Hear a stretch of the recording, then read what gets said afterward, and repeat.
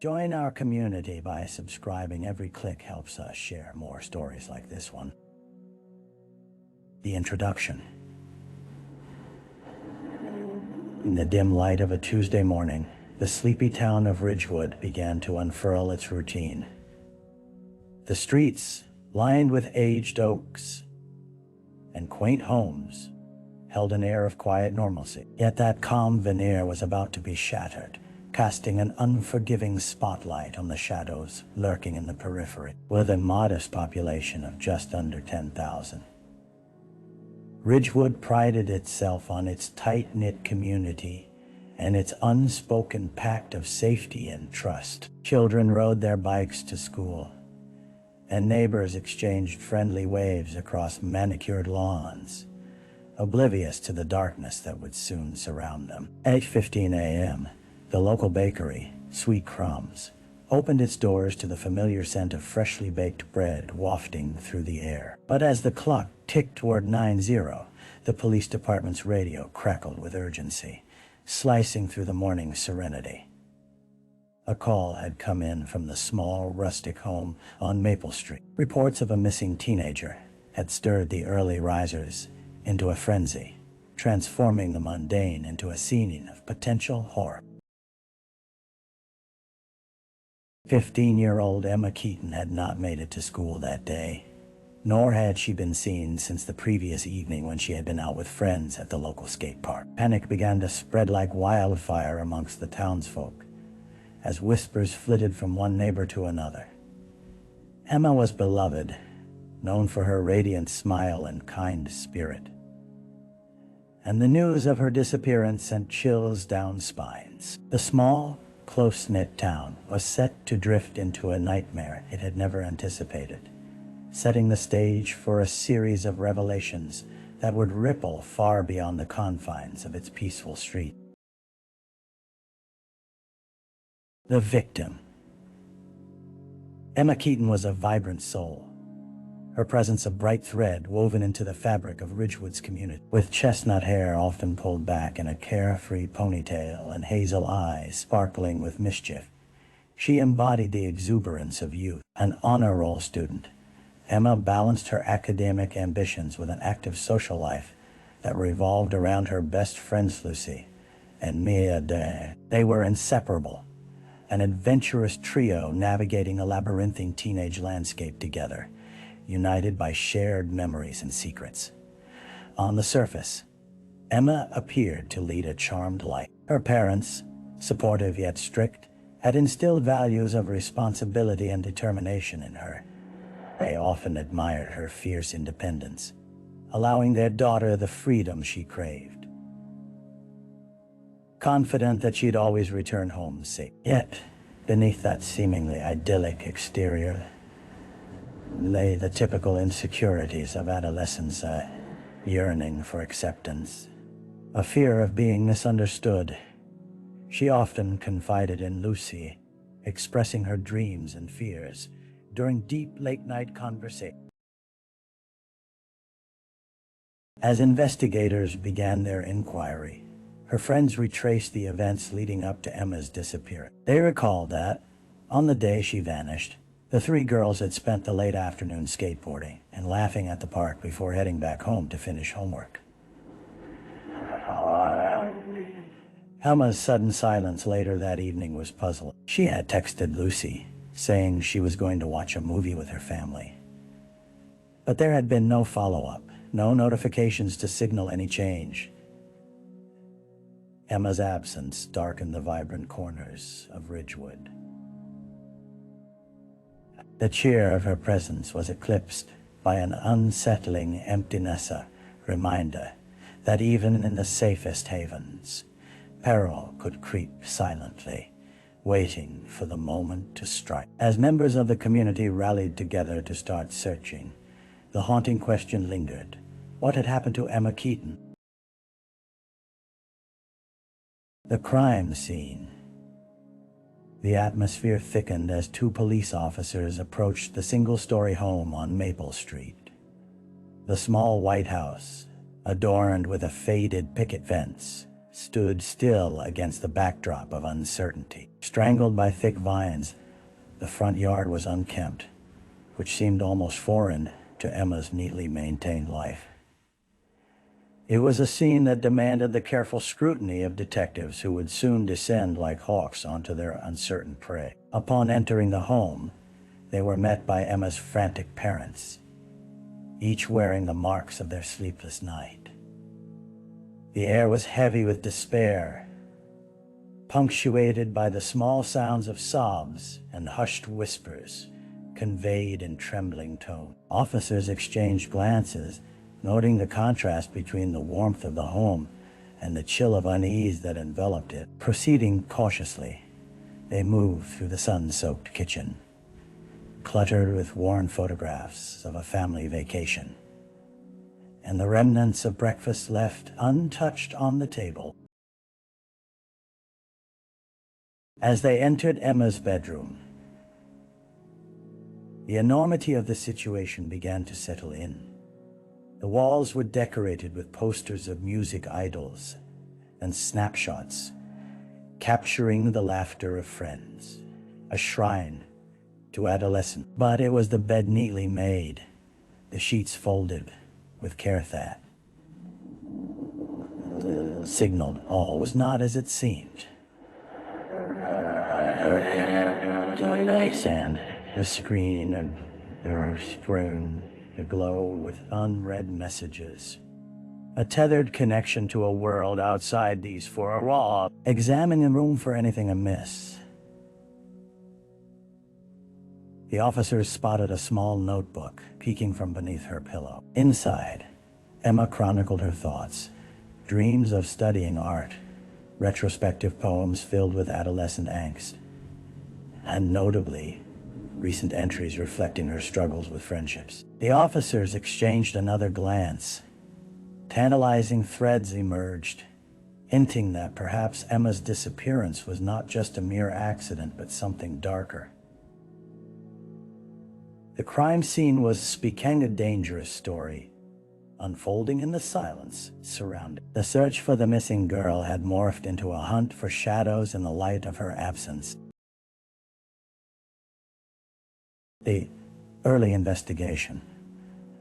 As word of Emma's disappearance spread, the Ridgewood Police Department mobilized rapidly to kickstart the investigation. Detectives Matthews and Alvarez, seasoned veterans of the force, arrived on site, their demeanor a marriage of professionalism and empathy. They began by interviewing Emma's family and friends, combing through their accounts for clues that would lead them closer to the truth. The two detectives sat at a kitchen table whose surface was still strewn with untouched plates, the already palpable tension in the home amplifying with each passing moment. Emma's mother, skin taut and eyes red-rimmed, described her daughter with a mix of pride and desperation, her laughter, her dreams, her future stretching out before her like an open road.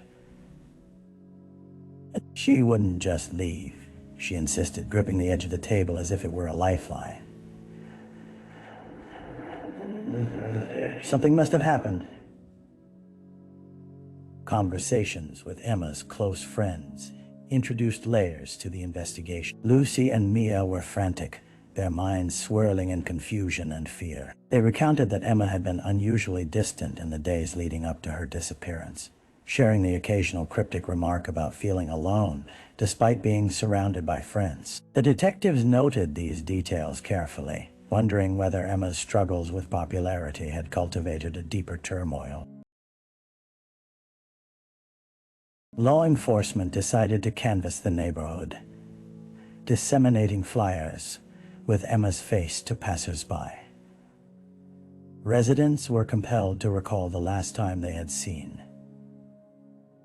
her. Was it at the skate park, at home, or on her way to meet a friend? Many claimed to have seen Emma walking with two older boys, faces unrecognizable in the fleeting moments. Those details sent a ripple through the investigation, the threat of an unknown danger lurking just beneath the surface. As the day wore on, the sun dipped below the horizon, swallowing Ridgewood in shadows.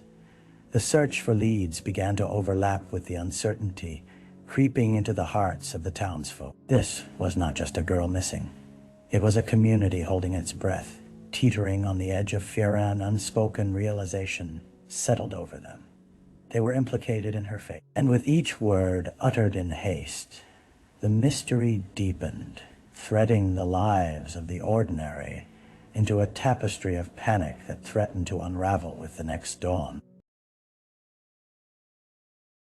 Dead ends. Days turned into a week, and the vibrant facade of Ridgewood gradually dimmed. The search for Emma blossomed into an all-consuming effort led by dedicated volunteers and law enforcement. Yet, each lead turned into a frustrating dead-end-like chasing shadows under a waning moon.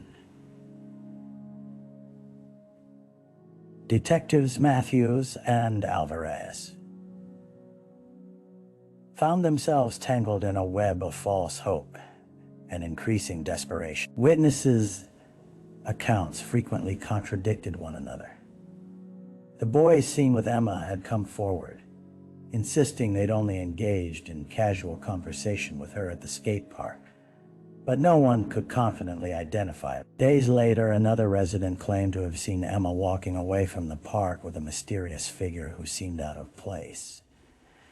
This figure remained unidentified, a phantom that evaded any substantive inquiry. Phones and social media accounts were scrutinized. It was a digital labyrinth in which investigators searched for clues that might yield the missing pieces of Emma's life. Detectives opted to follow up on the most promising lead, thus Fairma's cell phone data. They sought help from digital forensic specialists, desperately combing through records for any patterns or messages that might indicate what had transpired on that fateful evening. Yet as they decrypted the codes, it appeared Emma had little contact with anyone outside of her close friends. The absence of calls and messages painted a portrait of isolation rather than the life she had so vividly expressed. As nights grew long and vigils were held, the local media buzzed with speculative reports, complicating the investigation. Public opinion was rife with conjecture. Some blamed Emma's friends, while others pointed fingers at the boys from the skate park. Mistrust began to fester as the community's constructs of safety were stripped bare. The detectives stared down a road of frustration, their resolve waning with every twist and turn. The desperate cries for Emma seemed to echo in the empty spaces where they could find nothing. Days turned into an endless stretch of interviews and timelines, until the only constant in the case was the haunting question ringing in Matthew's mind.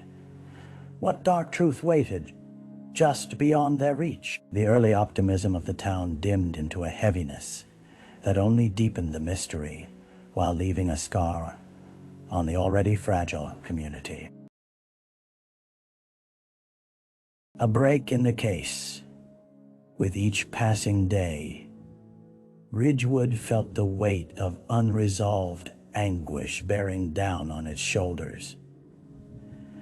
But just as the glimmer of hope seemed extinguished, a break in the case pierced through the heaviness like a beacon. On the 8th day of Emma's disappearance, Detective Alvarez received a tip from an unlikely source, a local shop owner on the outskirts of town who had not previously been questioned. The owner, Mr. Caldwell, ran a small hardware store, a place frequented by men and women who had asked for nails and odds and ends. During a post-shift check, he recalled seeing a girl resembling Emma speaking with two boys who had recently become regulars at his store. Curiosity piqued. He had paid more attention than he initially thought. They were just hanging around, acting funny, he told Alvarez, his brow wrinkling as memories surfaced. Something about it rubbed me the wrong way. I noticed they were buying rope and duct tape. Alvarez's pulse quickened with urgency as Caldwell recounted the incident. The encounter had taken place just days before Emma vanished, and the details were too distinct to ignore. He described the boys with a surprising level of clarity. Tattoos on wrists, tattered jeans, one with a pronounced limp. Alvarez hurriedly jotted down his notes, the significance blooming. Armed with this description, the detectives moved swiftly. They sought surveillance footage from the hardware store, and sure enough, it revealed snippets of the boys buying supplies under the watchful eye of the camera. The limited footage set off internal alarms, intertwining their narratives with what Emma may have experienced that fateful evening. Investigators worked tirelessly to identify the boys. Meanwhile, the community's collective breath hitched in anticipation. Friends and family gathered for another vigil. But this time, there was an ember of renewed purpose. With every soul in attendance lit by the flickering glow of candles, they clung to the sliver of hope that perhaps their beloved Emma was still out there, her light waiting to be reignited. As the detectives honed in on the leads, the case began to spiral towards a direction that held the promise of resolution, though it also threatened to strip away further innocence from the safety of Ridgewood. The duality of hope and fear intertwined, and with the promise of impending confrontation, they braced themselves for what the truth might reveal. The suspect. In the days following the tip from Mr. Caldwell, the atmosphere in Ridgewood intensified, thick with an undercurrent of anxious speculation. The detective swiftly tracked down the two boys seen purchasing rope and duct tape at the hardware store. Their names, Stephen Parker and Noah Miller, entered the investigation with a heavy thud. Both local to Ridgewood, they were known for their rebellious streak and association with small-time trouble, often spotted loitering around the skate park in the corners of town. Detectives Matthews and Alvarez approached the boys at a rundown trailer they shared with a few others, the colors of peeling paint calling attention to the disarray within. As they knocked on the door, the scene inside shimmered with a stark contrast to the tight-knit image of Ridgewood. Stray beer cans strewn about and posters of bands flaking at the corners adorned the walls. When confronted, Ethan and Noah squirmed under the detective's scrutiny, their bravado faltering as they responded to questions about their whereabouts on the night Emma disappeared. They claimed to have been out skateboarding, a flimsy cover for their activities. But as detectives pressed further, inconsistencies emerged. Different timelines, varying accounts of who they were with, and furtive glances shared between the two that pierced through their facade. Matthews pushed for specifics regarding the supplies they purchased, rope and duct tape. Ethan laughed nervously, but Noah's anxious fidgeting caught the detective's attention. They presented the surveillance footage, which captured the boys' interactions at the store, and the light-hearted banter they shared over buying fishing supplies. As the ascendance of doubt hovered heavily in the room, Matthews and Alvarez leaned in closer, pressing for answers. The intensity of the moment enveloped Thema, palpable tension slicing through the air. Ethan's bravado seemed to dissolve in front of them, while Noah's eyes darted suspiciously. They invoked a sense of further inquiry, a need to explore their alibuking holes in the story they crafted. It became clear that the detectives might have uncovered something darker than petty teenage mischief. The flicker of fear in Noah's eyes ignited their suspicion, as genuine uncertainty began to trickle through the bravado and laughter that echoed just moments earlier.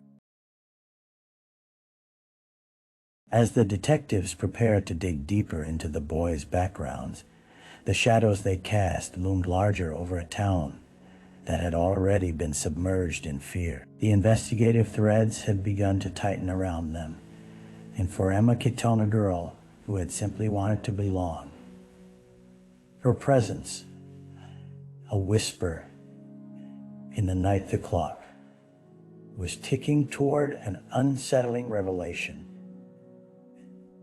that would shake the foundation of Ridgewood to its core. The trial.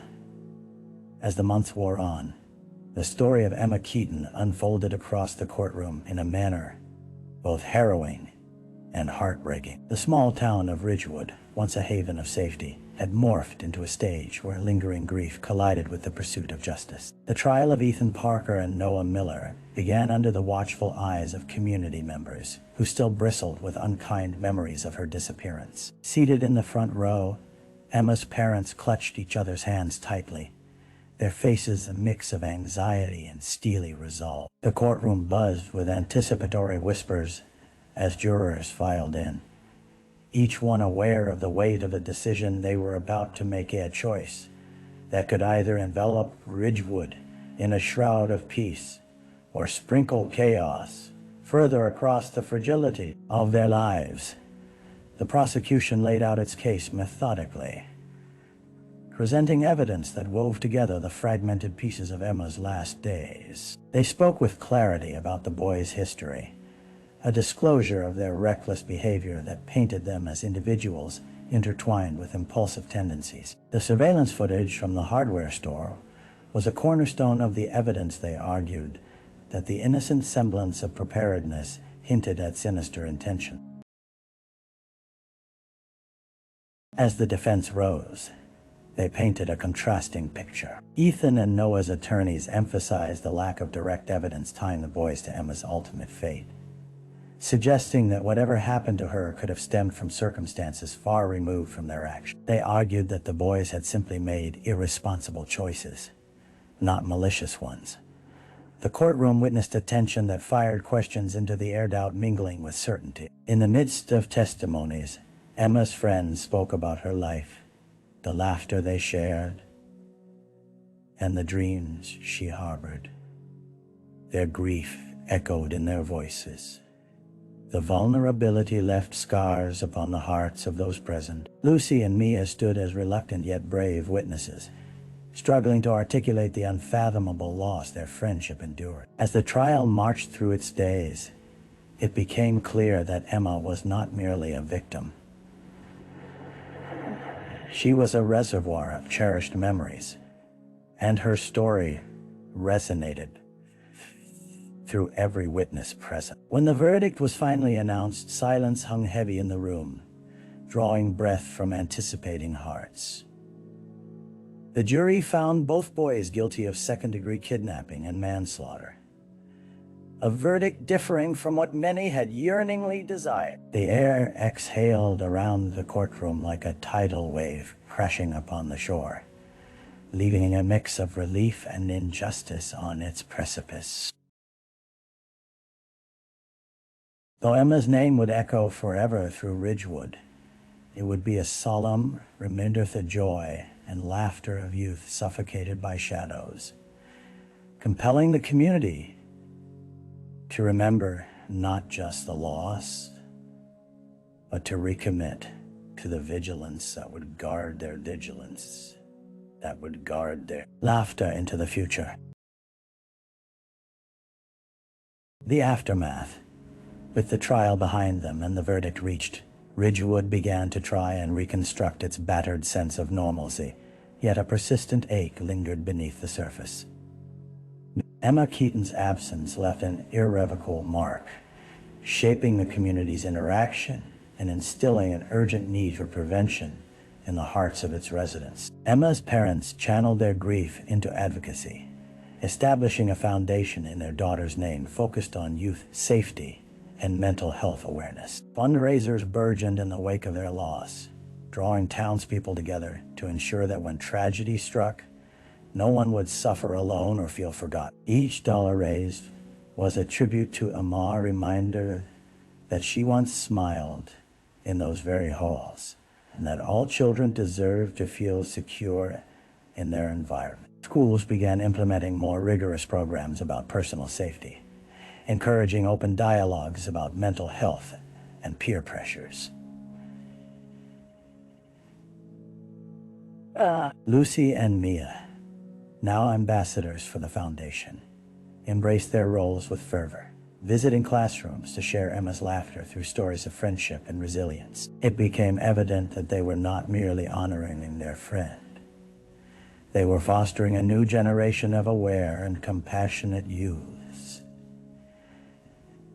ensuring that Emma's light would shine through each life she had touched.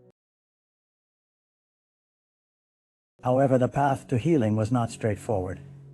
Many residents struggled to navigate their intertwined fears and memories, sparking discussions about transparency and safety in the community. Neighborhood watch groups gained momentum, a wave of vigilance and concern taking root in backyards where laughter once reigned. Detective Matthews, as much a member of the community as anyone else, found himself reflecting on the case. He scoured his notes, revisiting the patrol routes, identifying holes he could have filled with better follow-ups. The outcome weighed heavily upon him, reminding him that justice, while served, was not a panacea for the wound Emma's disappearance had inflicted. Still, the spirit of determination propelled him and his colleagues to create more outreach initiatives with the youth, encouraging open channels of communication. As seasons turned and the town unknowingly navigated a new reality, a memorial garden blossomed in Emma's name in the center of Ridgewood. It stood vibrant with flowers that danced in the wind, a sanctuary of remembrance where families could reflect and share stories. Children played near its borders, and laughter began to return, albeit wrapped in the tenderness of what had previously been lost. In these moments, the community embraced an unspoken truth. While the past could never be rewritten, the lessons it imparted could reshape the future. Emma's legacy created ripples each wave of compassion, rekindling humanity, knitting the fabric of Ridgewood with resilience and unshakable love, ensuring that, though shadows might linger, the light of awareness would shine iridescently for all. Oh, see? Reflection. As the petals of the memorial garden began to fall, a reflective stillness washed over Ridgewood once more, a soft reminder of the fragile beauty of life. Emma Keaton's story had left its indelible imprint, etching memories not only in the hearts of those who knew her, but also on the community itself. Friends gathered in the garden, storytelling mingled with laughter, punctuated by moments of solemnity as they recalled the girl who had once brought them together. Detective Matthews visited the garden, leaning against the wrought iron fence, his heart heavy with both grief and gratitude. He had witnessed the awakening of a community, one that had transformed fear into empowerment. Strangers became allies. Their vigilance morphed into a protective barrier, safeguarding children from the unrelenting shadows of danger. As he observed families wandering through the garden, sharing moments of joy while honoring Emma, he felt a sense of purpose. This is what Emma would have wanted. He resumed a legacy not cloaked in tragedy, but instead woven into the very fabric of Ridgewood, funneling every ounce of grief into compassion and awareness. The discussions sparked by Emma's story echoed throughout the town hall meetings, reshaping not only policies but hearts too. Ridgewood became a symbol of resilience, a narrative of healing, where tragedy was channeled into steadfast determination to safeguard what remained its children. At night, under the vast sky, they lit lanterns in Emma's memory, watching as they floated away, bearing witness